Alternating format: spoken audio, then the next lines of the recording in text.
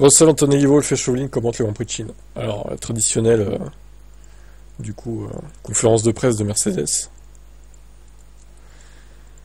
La troisième place était notre place maximum aujourd'hui.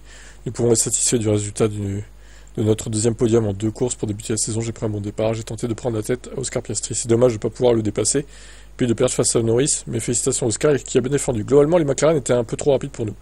Même si nous aimerions beaucoup courir avec elles, c'est pas le cas pour le moment. On doit donc être satisfait d'avoir été les meilleurs aujourd'hui. Notre début de saison a été très positif. On a terminé 3ème à Melbourne, 4ème au sprint, et 3ème encore aujourd'hui. Nous avons été réguliers, la voiture est performante. En tout cas, plus performante que la Ferrari, c'est sûr. Que les deux Ferrari même. Alors bon, Antonelli, parlons-en. Intéressant de savoir ce qu'il a à dire, parce que j'ai trouvé un peu décevant sur cette course, je vous avoue.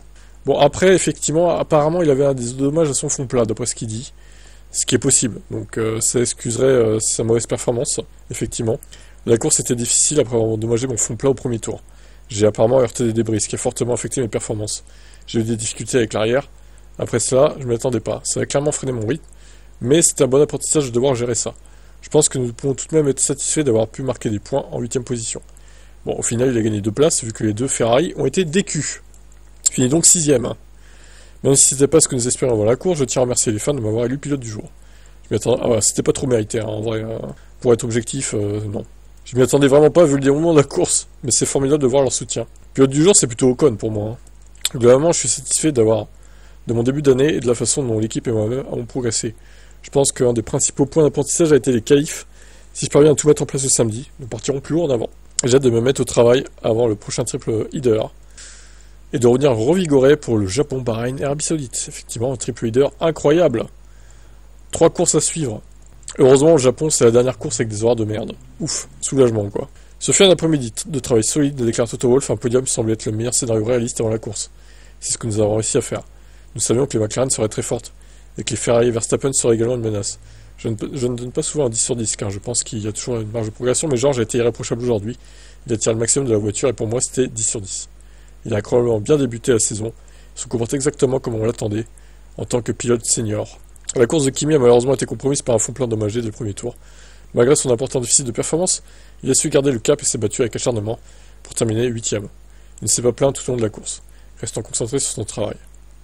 Un bon début de saison, l'ambition était de gagner, mais nous ne sentons pas comme si nous avions un droit. La voiture n'est pas aussi rapide que la McLaren. Pour l'instant, nous optimisons nos performances et quittons la Chine à la 2ème place des constructeurs. Alors je serais curieux de savoir quelle aurait été la vraie perf de Antonelli sans ce déficit de performance. Est-ce qu'il aurait pu déplacer les Ferrari à la régulière? Peut-être en vrai. Peut-être. Parce qu'il était menaçant sur Max à un moment donné. Chauvelin, ravi d'obtenir un 2ème podium avec George, il a perdu une place dans le premier virage, ce qui a permis à McLaren de contrôler la course. En toute honnêteté, la 3ème place était le meilleur résultat qu'on pouvait obtenir aujourd'hui. Il restait une menace à défendre avec les Ferrari et Verstappen. Mais c'était encourageant de constater que nous avions le rythme nécessaire pour les maintenir à distance. Bon, voilà, Antonelli a eu des dommages, on va pas se répéter. Globalement, nous sommes satisfaits du déroulement des 2 premières courses de la saison. La voiture fonctionne bien dans diverses conditions. Et même si nous espérons toujours faire mieux, les performances observées sont encourageantes. On peut certainement progresser. C'est le meilleur début de saison que nous ayons réalisé depuis 3 ans. Waouh, c'est dire. Nous avons un gros défi à relever pour attraper McLaren. Nous ne manquons pas de motivation, nous sommes très enthousiastes pour la saison à venir. Ouais, je pense qu'on y verra plus clair de toute façon à la fin de la deuxième salve de 3 courses à suivre, là, du triple leader qui va arriver. Bon, il y a Suzuka qui a encore un autre type de circuit. Il y a Bahreïn sur lesquels on a fait les essais privés. Et Jeddah qui est un circuit urbain. Donc là, on a encore 3 circuits différents. On va voir ce que ça donne. Hein. Est-ce que Mercedes c'est vraiment la deuxième force ou est-ce que derrière ça va revenir au fur et à mesure? Bon, mystère. Qu'avez-vous pensé des perfs de Mercedes pour le moment?